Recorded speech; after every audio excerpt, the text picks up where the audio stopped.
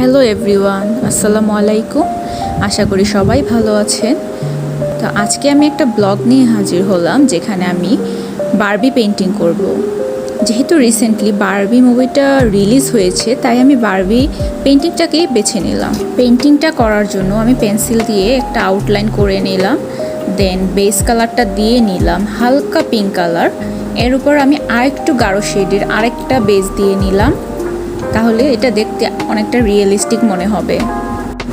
মুভিটা বের হওয়ার পর সবাই বারবি থিমের কিছু না কিছু বানাচ্ছে, তো আমিও ভাবলাম যে বারবি নিয়ে আমি একটা পেন্টিং করি। তো যেই ভাবনা সেই কাজ, তাই আমি ছোট্ট করে একটা বারবি ছবি আঁকা শুরু করলাম।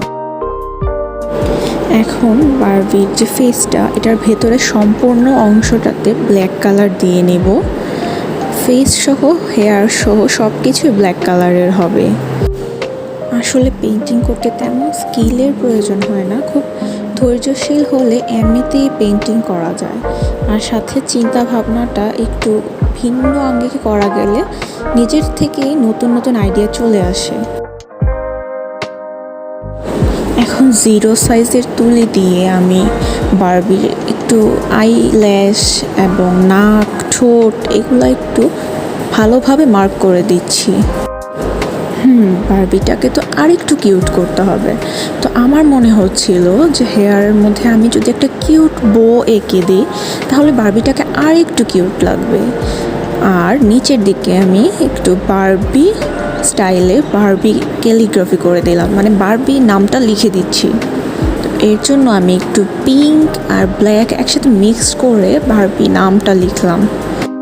আর পেছনে যে পিঙ্কের কালারটা, বেস কালারটা ছিল, সেটা মূলত আসলে স্প্ল্যাশের মতো আমি দিতে চেষ্টা করেছি। দেখতেই মনে হচ্ছে যে রংটা চারপাশে ছিটিয়ে গিয়েছে। এখন আমি বারবি লেখাটাকে আরেকটু হাইলাইট করার জন্য এটাকে আমি সাদা কালার দিয়ে আউটলাইন করে নিচ্ছি। পিঙ্কের সাথে না ব্ল্যাক কালার, হোয়াইট কালার খুব মানায়। এখন আমি স্প্ল্যাশের আউটলাইনে ব্ল্যাক কালার দিয়ে নিচ্ছি, একটা লাইন চিকন আর একটা লাইন মোটা করে নিচ্ছি। পেন্টিংটা আর একটু গর্জিয়াস হওয়ার জন্য মাঝখানে সাদা বিন্দু বিন্দু দিয়ে দিলাম।